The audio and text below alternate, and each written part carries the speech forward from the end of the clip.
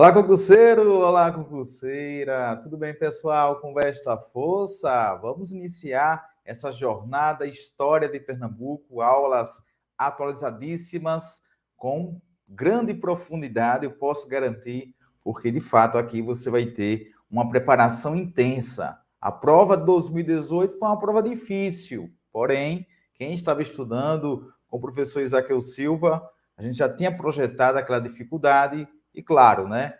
A gente trabalhou com intensidade, chegando na prova, os alunos conseguiram fazer uma excelente prova. E a excelência justamente é a nossa meta. No último concurso fez diferença, ou como fez diferença a prova de História de Pernambuco. Assim, a gente vai projetar também uma prova difícil, mas a gente vai trabalhar com todas as possibilidades da banca. O material também foi elaborado a partir de uma densa pesquisa, teses, dissertações, artigos científicos. Eu trouxe o melhor para vocês. Fiz uma síntese daquilo que vocês podem encarar em termos de, assim, né? Se você colocar grau de dificuldade, a gente colocou o grau máximo para você estudar, porque caso a banca venha naquela mesma proposta de 2018, eu tenho certeza que você vai se sair muito bem. A grande surpresa no último concurso da PM Pernambuco foi os sítios arqueológicos. Daí, vamos trazer uma abordagem com mais profundidade. De fato, em 2018, poucos trabalharam com essa profundidade. Eu trabalhei sítios arqueológicos, mas não esperava tantos detalhes em relação a isso. Por isso que eu vou trazer aqui para vocês esses detalhes, tá bom? Bem, professor, quando a banca coloca no conteúdo a pré-história, o que é que significa pré-história? Então, vamos trazer aqui essa visão global, fazer uma introdução para você ficar instrumentalizado para chegar ali numa questão da UPE, você perceber como a banca vai abordar esse tema. Bem, trazendo aquela visão global da história, você deve lembrar das aulas lá no ensino médio. Quando eu falo divisão da história ou periodização da história, vamos fazer uma segmentação para facilitar a nossa compreensão. Então, a história, quando eu falo história, eu tenho como referência o quê? Eu tenho como referência a invenção da escrita. Então, a invenção da escrita, na perspectiva historiográfica, tradicional, positivista, eu digo só a história a partir da escrita. Antes da invenção da escrita, eu vou usar pré-história. E por que eu estou colocando aqui entre aspas? Porque essa visão de que só a história a partir da invenção da escrita é uma concepção tradicional. Vou colocar aqui, olha, concepção tradicional, concepção conservadora, uma concepção influenciada pelo positivismo. No campo da historiografia, o positivismo vai trazer aquela perspectiva de que o historiador precisa ter uma fonte escrita, uma fonte oficial para narrar, contar, e sem interpretação. Quando eu falo que um historiador é positivista, é aquele historiador que, ao dar aula, fala em muitas datas, nomes de celebridades na história, de reis, de rainhas, de grandes personagens. Daí, a gente sempre lembra, essa é uma divisão tradicional com influência de Augusto Comte, né? O positivismo. Por que essa perspectiva aqui, professor? Alguns historiadores criticam. Porque quando eu digo história, o que é história? Tudo que o homem faz. Ah, professor, nesse momento eu estou fazendo história? Sim, está estudando aí para o concurso. Tudo que o homem faz. Isso independe se ele tem controle ou não de uma invenção chamada escrita. Então, por exemplo, a sua avó talvez não saiba ler nem escrever, mas ela faz história, eu não. Uma história afetiva muito linda com você, com sua mãe. Então, a história, a produção que a gente analisa hoje uma visão mais atualizada é que independe da escrita. Essa é uma visão tradicional. A partir do momento que a escrita eu vou chamar de história, antes da escrita eu chamo de pré, Afinal, o prefixo pré significa o quê? Antes. Antes da história. Só que eu disse que tudo aquilo que o homem faz, eu posso conceber como algo histórico, tá bom? Então, a gente vai encontrar aqui problemas conceituais, que a própria banca deveria fazer esse alerta. Por que problemas conceituais? Porque ao definir como homens pré-históricos, a gente pode dizer, olha, então esses homens não fizeram a história, tem essa perspectiva. Então aí a pré-história teve início com o aparecimento do homem há cerca de 4 milhões de anos, e aí vem aquelas teorias, né, sobre as origens dos homens, que a gente aqui não vai aprofundar.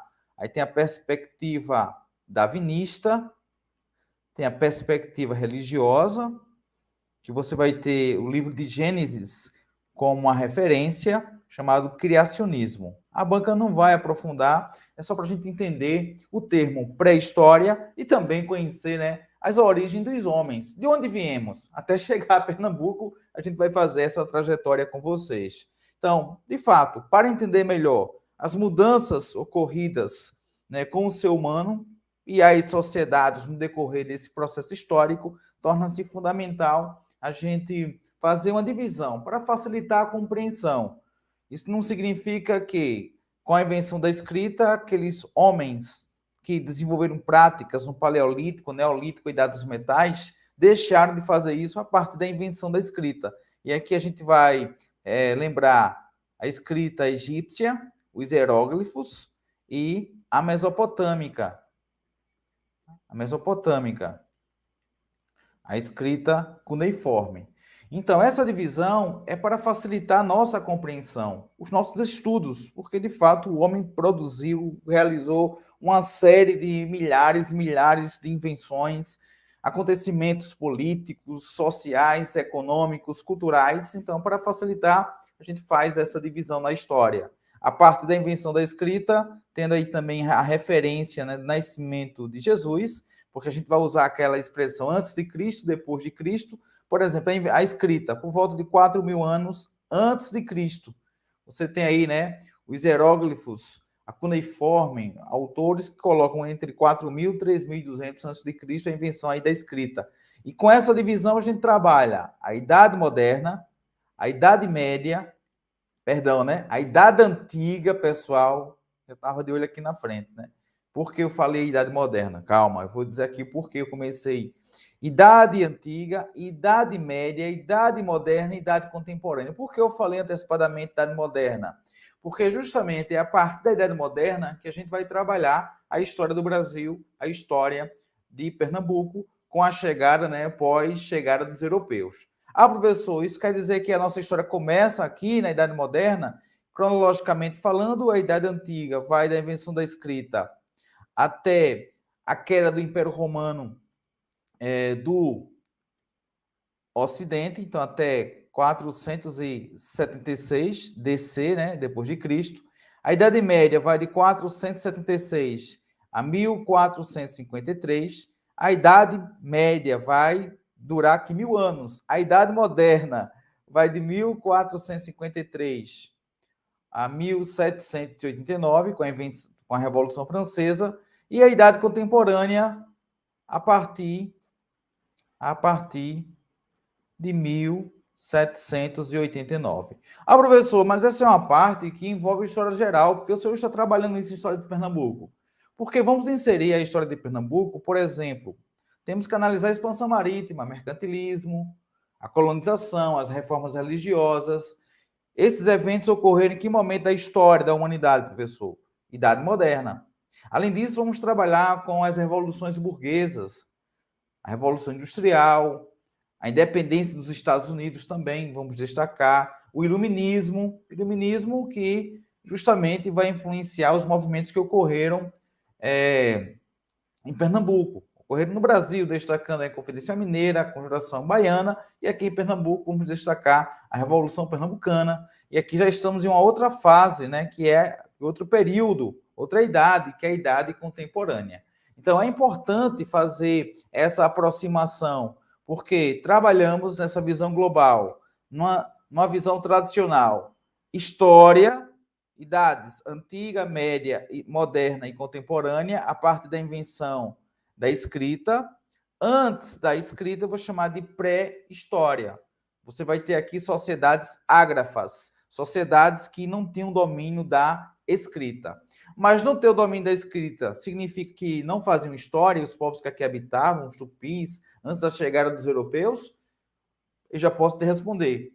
Mesmo não tendo domínio da escrita, eles faziam história. Aqui você tem, como falei, essa visão conservadora, tradicional da história, que hoje já há um bom tempo, na verdade, né, já fizemos essa atualização. E por que ainda utilizamos essa divisão? Como eu falei, para facilitar a compreensão e você localizar, por exemplo, a Guerra dos Mascates.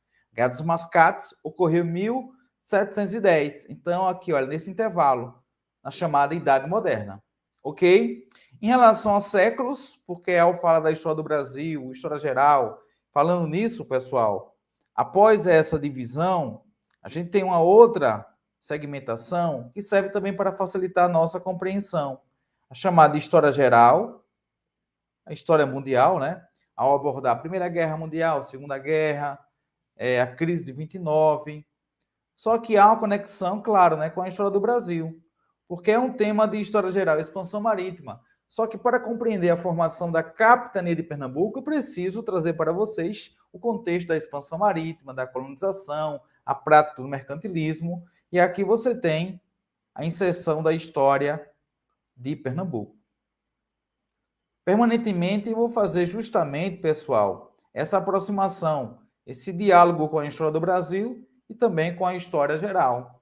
Quando eu falo Revolução Pernambucana de 1817, influência do Iluminismo, da Revolução Francesa. Então, entender em que momento ocorreu a Revolução Francesa, trago esse conteúdo da história geral e vou dialogar com a história do Brasil e a história de Pernambuco. Feito isso, a banca, o professor ou a professora que de repente colocar assim, vou colocar agora essa questão para ferrar com os alunos no concurso. Eles não vão conseguir, porque você já está preparado para isso. Eu prefiro trabalhar com a densidade, com a totalidade. E aí, com as resoluções de questões, a gente vai aperfeiçoando, deixando você aí, de fato, bem confiante.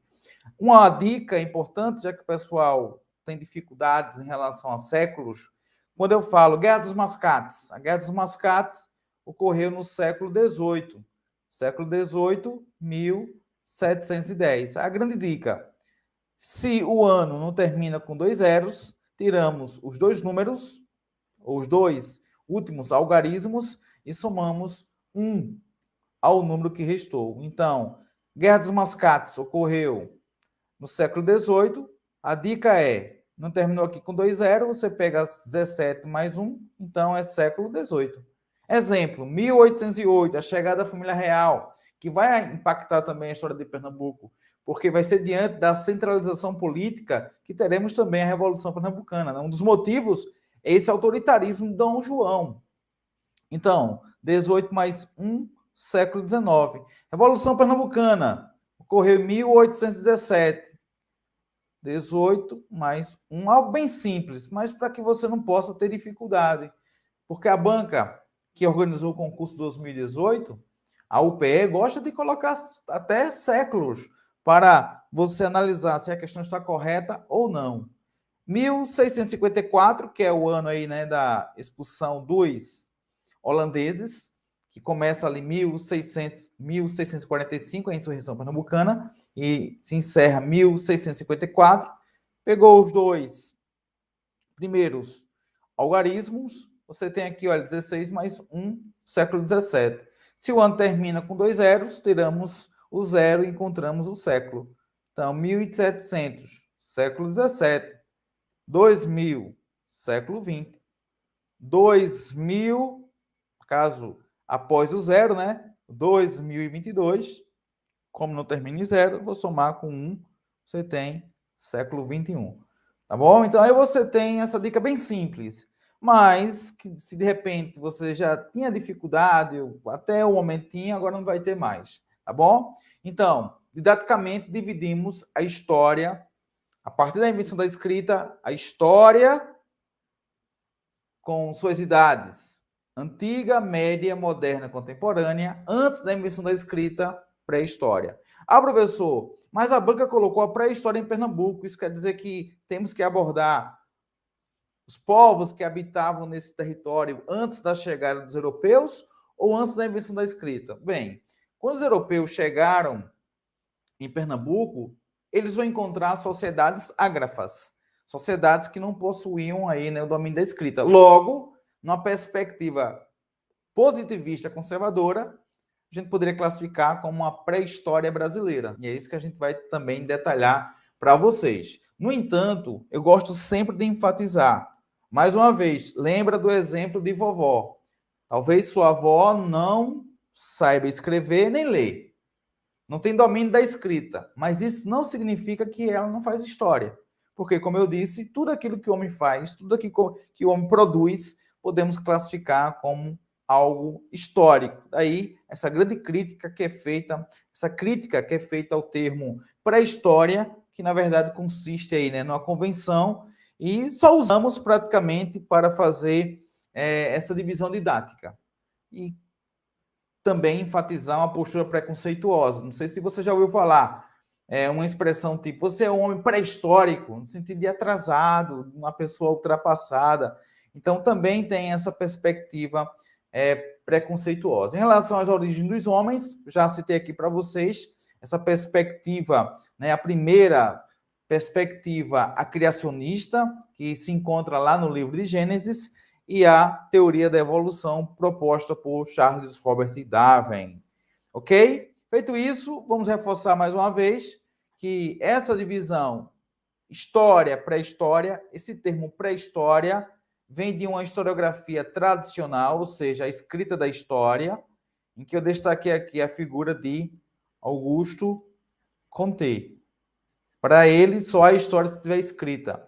E o locutor, não, o narrador da história, o professor de história, ele precisa ter acesso a fontes oficiais e se ligar nas datas, nos nomes principais. Então, na visão positivista, escravizados, indígenas, mulheres, crianças não entrariam numa narrativa histórica.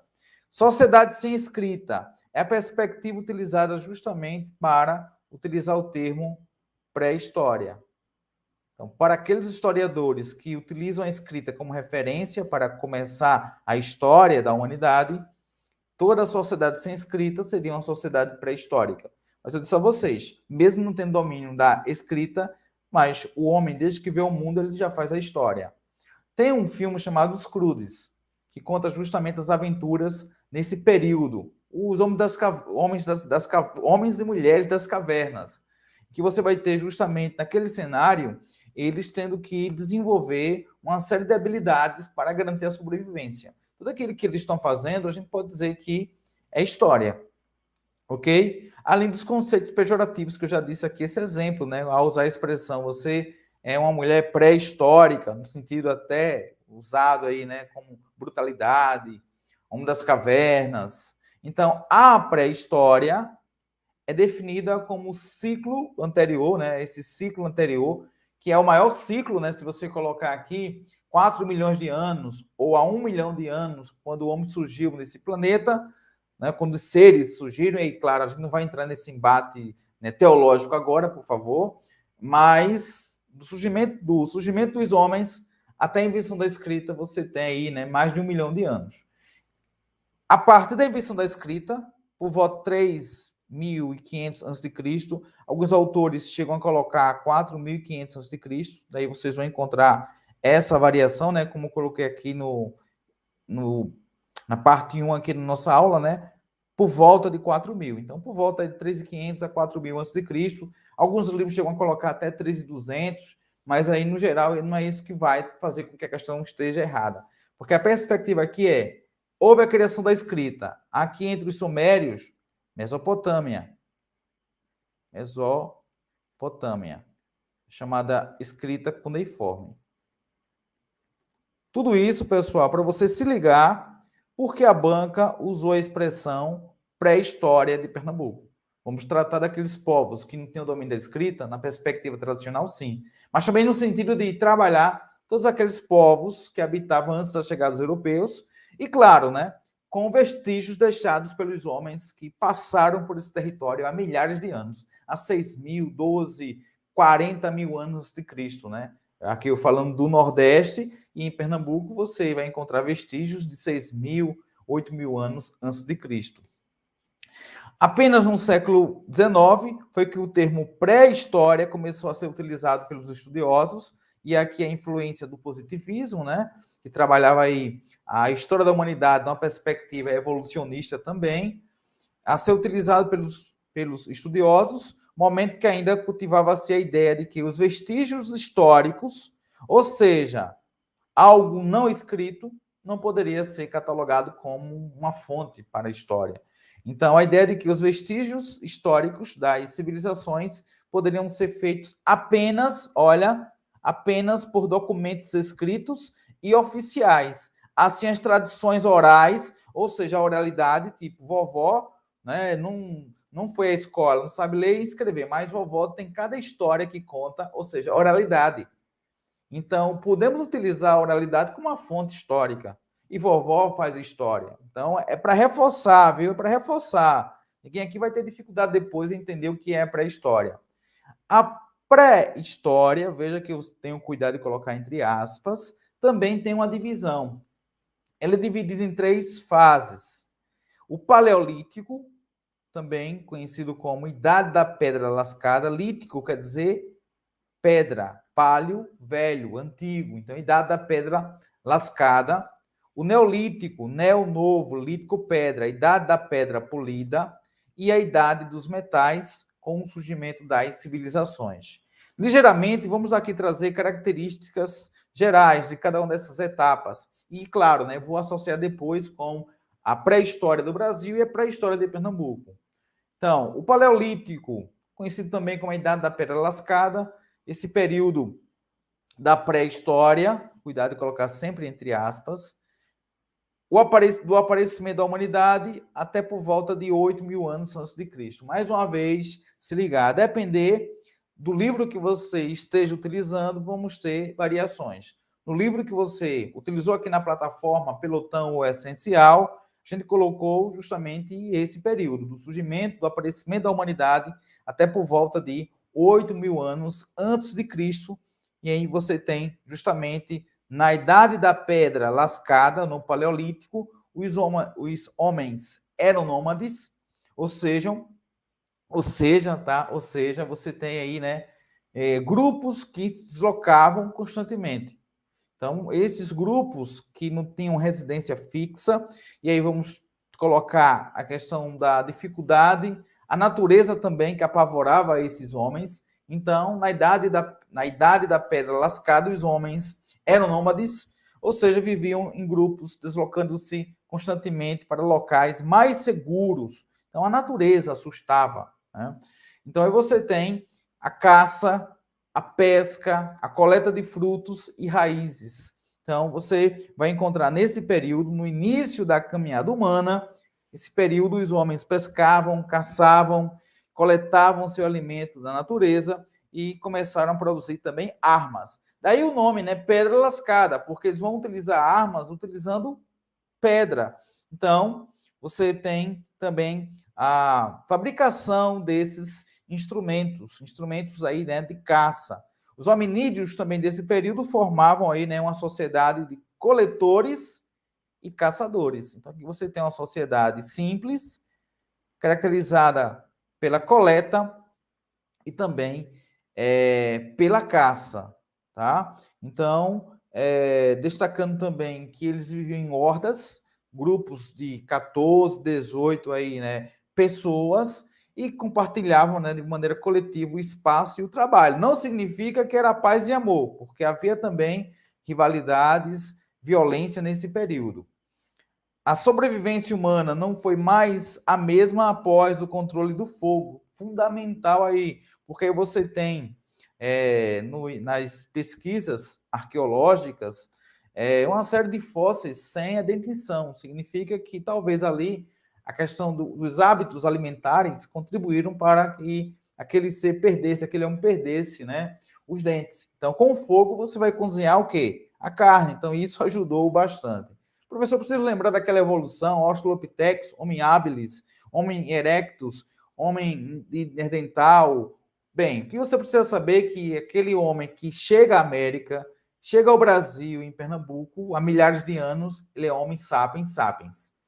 Ok? Numa perspectiva criacionista, o homem surgiu na Ásia, na Mesopotâmia. Na perspectiva evolucionista, darwinista, o homem surgiu na África. E aí foi migrando. É justamente isso que a gente vai trabalhar com vocês a partir de agora, até chegar em Pernambuco. Então, no Paleolítico, você tem a caça, a coleta, o homem era nômade, destacando também que entre o Paleolítico e o Neolítico, alguns autores chegam a colocar a expressão Mesolítico. A banca já utilizou também essa expressão, o Mesolítico. Então, você tem aqui o Paleolítico, Idade da Pedra Lascada. É lembrar, caça, coleta, o homem era nômade e uma transição para uma nova etapa chamada Neolítico. Isso não significa que esse homem que tem a característica da caça, ao chegar algumas sociedades, algumas populações desenvolverem aí a questão da sedentarização, não significa que aquele cara que era nômade deixou de ser nômade. Porque ainda hoje, é só citar, né, que existem grupos nômades no mundo. Ah, professor, eu lembrei de ciganos, que atua também com esse nomadismo. É uma forma, né, de ser nômade no mundo atual, mas eu estou falando de alguns grupos, até indígenas, que desenvolvem práticas que fazem lembrar essa época, aqui no próprio Brasil, tá? Aqueles grupos mais isolados. No segundo ciclo da pré-história, o homem alcançou uma importante estabilidade.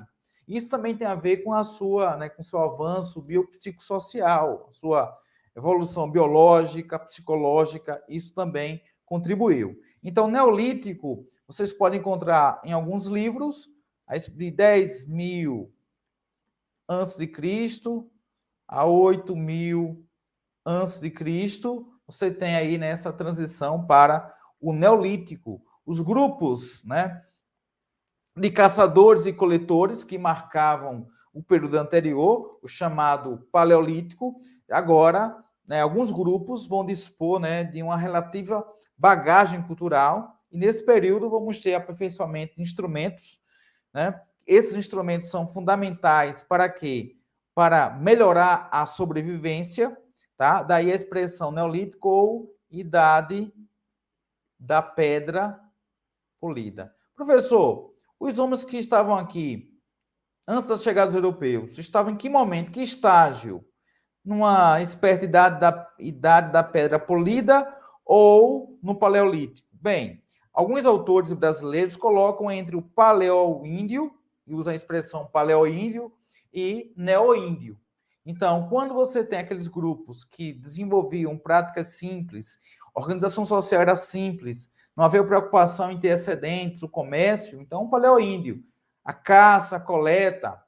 Mas, se de repente aparecer um grupo, e aqui na América, né, vamos destacar, por exemplo, os incas, astecas, já estavam num grau mais avançado, já formava, de fato, uma sociedade complexa. A gente usa a expressão civilização, mas também esse termo é equivocado, a forma que é utilizada, porque os portugueses, quando chegaram a Pernambuco, eles tinham uma perspectiva, nós somos civilizados. Esses grupos que estão aqui no litoral não são civilizados. O conceito de civilização também depende de você ter domínio de uma língua, de uma prática cultural do outro grupo.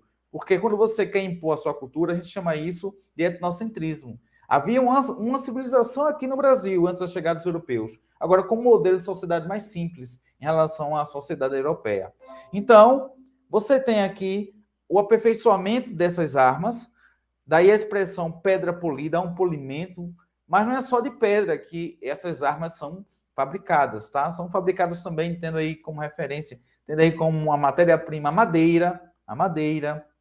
E no finalzinho desse período, além da pedra, você vai ter também até a utilização de metais, que é a próxima etapa que vamos trabalhar, a idade dos metais. Agora, quando eu falo neolítico, o que mais cai é em relação ao cultivo de alimentos. O homem agora passa a entender que ele pode produzir seus alimentos. Então, não precisa ficar andando de lugar em lugar para buscar alimentos, para garantir a sua sobrevivência. Você pode perguntar por que, professor, eles eram nômades? Porque eles estão à procura de um local que forneça a melhor condição de vida para eles. Então, a partir do momento que ele tem domínio da agricultura, isso ajuda bastante. E passa a domesticar animais, porque esses animais também assustavam esses grupos nesse momento. Então, a agricultura com a plantação de trigo, milho, mandioca, olha, mandioca. Então, os grupos, quando chegaram aqui a Pernambuco, os grupos, ou os europeus, encontraram grupos locais que plantavam mandioca. Então, você tem aí uma marca do Neolítico, ou Neoíndio.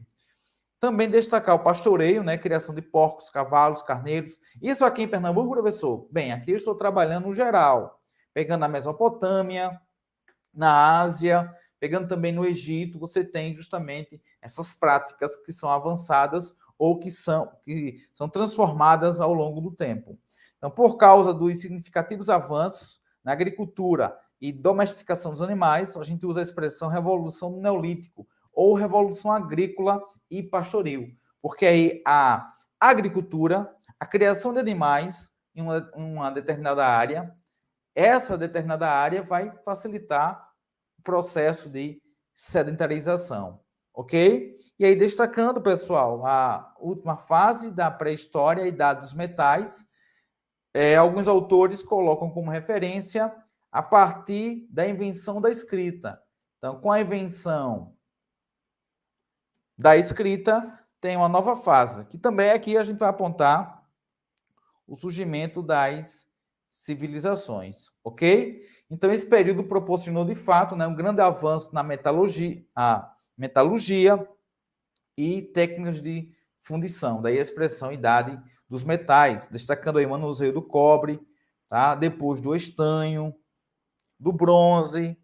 Bem, sabendo disso, que a história é dividida em pré-história e a história propriamente dita, tendo como referência a invenção da escrita na visão tradicional, vocês sabem que a pré-história, do surgimento dos homens até a invenção da escrita, beleza? E trabalhamos paleolítico, neolítico e idade dos metais. E a história que a gente vai justamente contar para vocês de Pernambuco, né, tendo a perspectiva aí da chegada dos europeus, a partir da Idade Moderna, a gente trabalha a história propriamente dita, além da Idade Moderna, tem anteriormente Idade Antiga, Idade Média, posteriormente a Idade Contemporânea, essa que estamos vivendo. Beleza? Então, com essa visão global, agora fica melhor para a gente trabalhar a pré-história do Brasil. Eu trabalhei com vocês a pré-história geral, paleolítico, neolítico e idade dos metais. Vamos para a pré-história brasileira.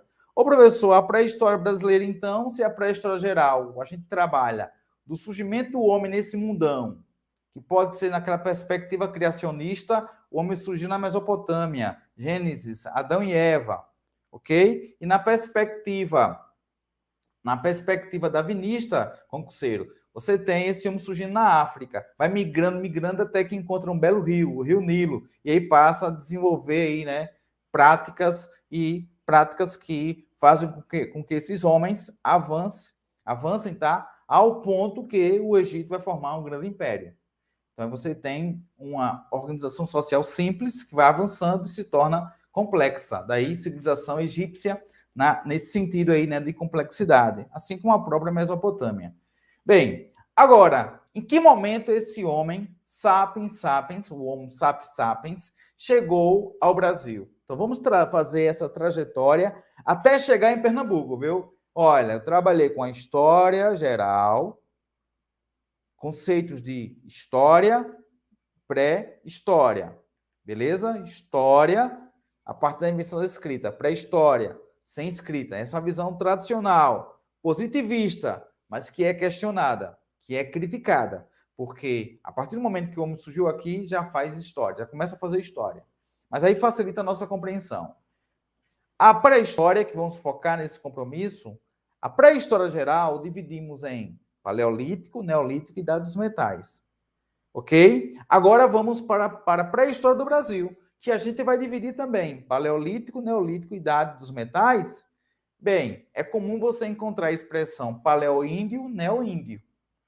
Porque aqui você não vai ter uma sociedade tão complexa como a sociedade Inca, Azteca, né? E você vai ter justamente o Império Inca, a formação do Império. Então você tem, né, um complexo. Já no Brasil não teve esse império, não teve um império formado por esses grupos locais.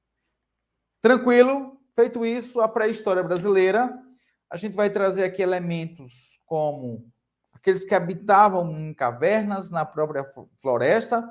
E claro, né, no caso do Brasil, você vai ter a vegetação litorânea, que também vai ser importante para essa sobrevivência. A utilização de arcos e flechas, justamente quando os europeus chegam aqui, vão entrar em choque com alguns grupos locais, e você vai ter a utilização do arco e flecha. Alimentação, peixes, animais e frutos. E os povos que viviam na costa, no litoral brasileiro, também alimentavam-se de frutos do mar. Destacando no Nordeste, estamos chegando já em Pernambuco, tá vendo? Os Tupi, Guaranis, que já conheciam a cerâmica e construíam aí casas subterrâneas, então há indícios. Ah, professor, como saber se isso de fato aconteceu? Tem algum documento? Meu povo, aqui a gente vai trabalhar com arqueologia, que é fundamental para ajudar a gente nesse momento. Daqui a pouquinho a gente vai destacar isso. Sobre a pré-história brasileira, você pergunta, como é que esse homem chegou aqui? Se ele estava na África, como é que ele chegou aqui ao Brasil? Como? O que houve? Ou se ele estava na Ásia, né? Estava na África, passou para a Ásia, veio para a América, professor. Como é que isso aconteceu? Daqui, mais uma vez, destacando aquela perspectiva, né? A origem dos homens, ou eu gosto de usar no plural, né? As origens. Porque naquela perspectiva criacionista, que tem como referência a Bíblia, o livro de Gênesis, Adão e Eva, o Éden, o Jardim do Éden,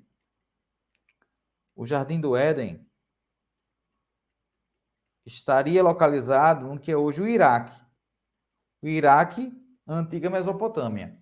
Até mesmo se você pegar no livro de Gênesis, tem ali contando a história de Abraão, que antes era Abrão, né? Depois virou Abraão. Ele veio de U. U ficava justamente na Mesopotâmia, atual Iraque. Então, na perspectiva criacionista, o homem estava na Ásia. Então, se você vai nessa crença, ele foi migrando. Por que migrações? Por diversos fatores, fatores climáticos, fatores até políticos, disputa por terra, então havia necessidade de buscar outros locais para ter terra, para ter aquela propriedade. A própria história de Abraão, né, que sai de Ur, da Mesopotâmia, e vai até o Oriente Médio. E tem a perspectiva evolucionista ou darwinista. Então seria na África. O homem surgiu na África, foi migrando. Agora, há diversas teorias, professor, falando sobre essas migrações. Sim, há diversas teorias. No entanto, aquela que é aceita, que a gente trabalha aqui com hipóteses. Quais as hipóteses, professor, dessas migrações? Ok? Então, quando eu falo hipóteses das migrações, deixa eu colocar aí na tela para você, até vou colocar aqui em azul, porque a banca pode, sim, pode fazer uma associação. Esses homens que aqui habitavam chegaram por volta de, através de. Então, quando eu falo hipóteses da chegada do homem à América, como esse homem chegou aqui à América, Pernambuco está na América do Sul, né? Consequentemente, é preciso abordar aí como é que ele chegou à América, depois veio ao Brasil e como se encontrava aqui nesse território que hoje chamamos de Pernambuco. Então, há diversas pesquisas arqueológicas, tá, que indicam que a América começou a ser povoada. Aqui também já é um outro debate, viu, pessoal? Vou colocar um intervalo muito longo, de 12 mil anos antes de Cristo a 48 mil anos antes de Cristo. 48 mil. Professor, e por que essa distância? Porque para a arqueologia norte-americana, né, o homem chegou aqui por volta de 12 mil anos antes de Cristo. Quando eu digo aqui, a América, começando lá no norte, Alasca, Canadá, Estados Unidos, ele foi descendo nessa teoria que é a mais aceita, que é a teoria do Estreito de Bering. Esse homem foi migrando. Até aqui, né, a imagem para você se ligar. Naquela perspectiva, pessoal, darwinista, o homem surgiu na África, foi migrando e no decorrer dessa migração houve também o desenvolvimento biopsicossocial, o homem de Neandertal, o Australopithecus, na verdade, né, o Australopithecus.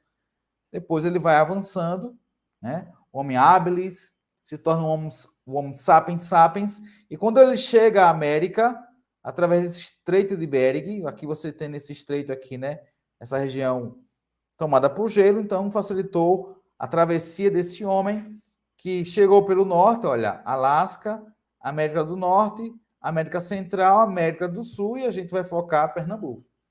Então, a nossa ideia é, de fato, você fazer toda essa viagem até chegar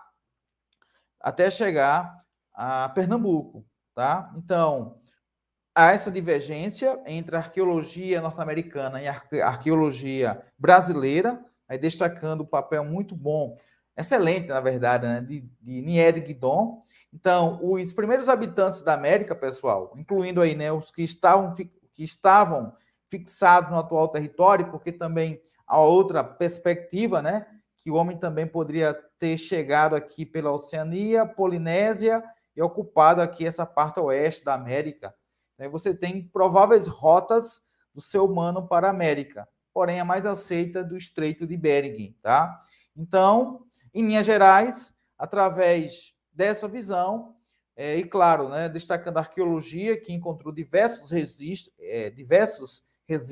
como restos de fogueira, pinturas rupestres, fósseis. A gente pode aqui trazer nessa perspectiva que a periodização americana, a gente pode trazer a seguinte visão: paleolítico ou paleoíndio, quando você tem aqueles grupos que produzem instrumentos feitos de pedras e ossos, caça, pesca, pinturas rupestres, terras comunitárias. Então, aqui no Brasil, a gente vai justamente associar ao paleoíndio. E aqui, mais uma vez, pessoal, a teoria do Estreito de Bering.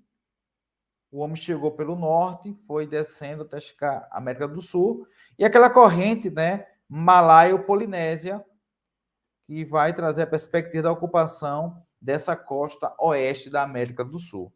Mas é importante a gente entender que esse homem, ou esse homem, quando chega à América, a gente já classifica-o como Homo sapiens sapiens, ou o homem moderno. Um homem sabe que sabe.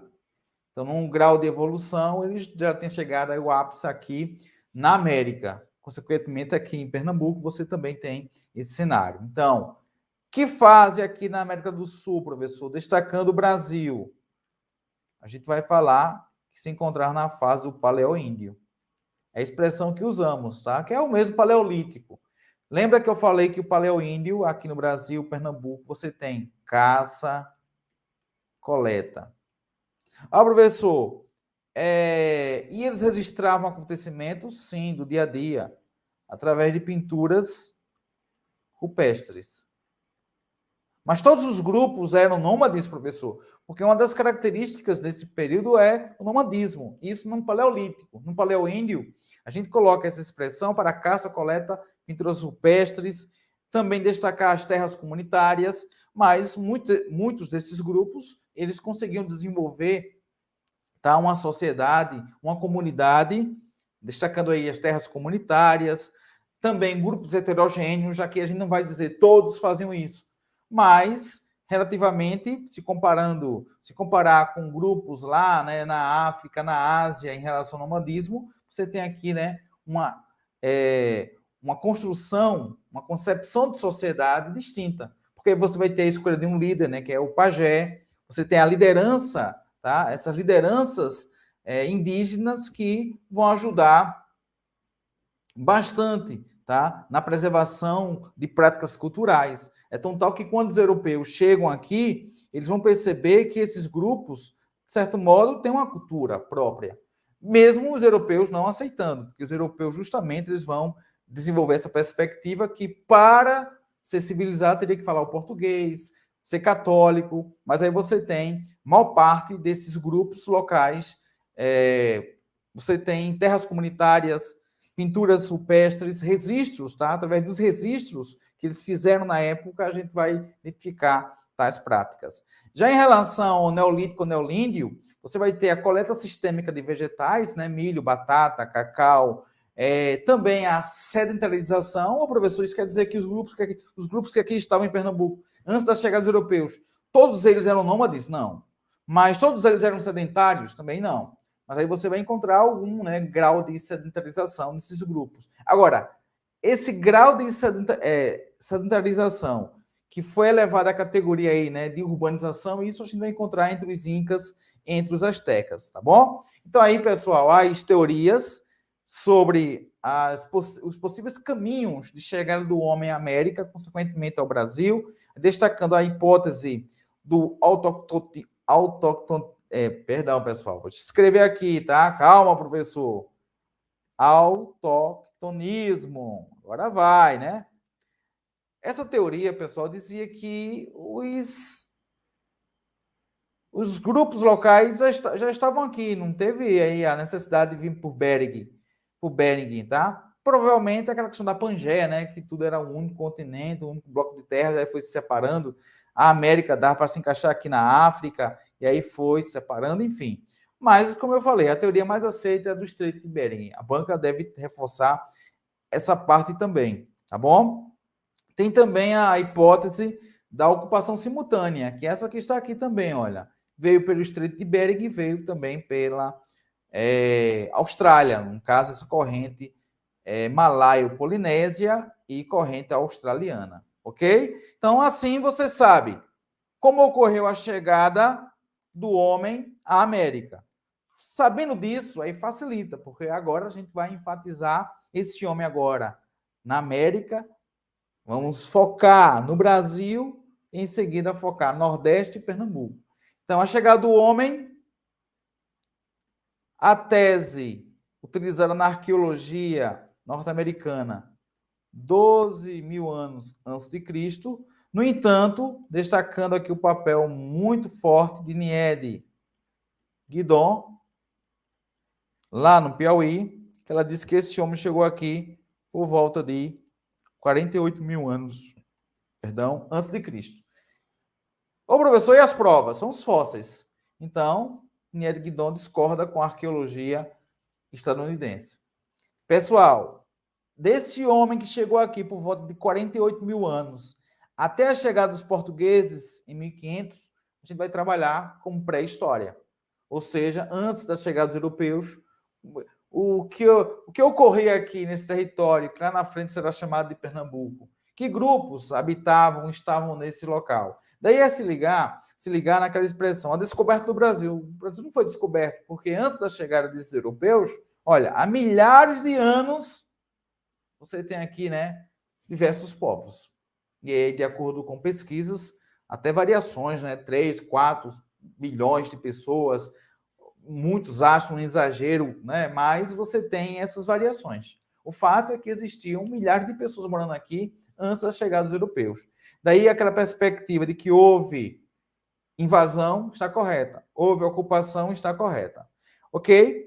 Aí você diz, professor, mas tudo isso que o senhor está falando é baseado em quê? Em pesquisas arqueológicas.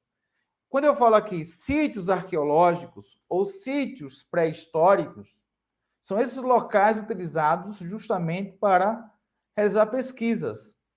Fósseis. Vamos destacar, olha, Pernambuco, a partir do próximo bloco, a partir da próxima missão. A gente vai trabalhar o que é arqueologia, o que é um sítio arqueológico, o que é um artefato, o que vem a ser uma pintura rupestre, quais os sítios arqueológicos principais em Pernambuco. No concurso 2018 cobrou isso e pode cobrar novamente. Agora, tudo isso iremos trabalhar na próxima missão, porque a cada missão você fica o quê? Você fica mais perto da aprovação.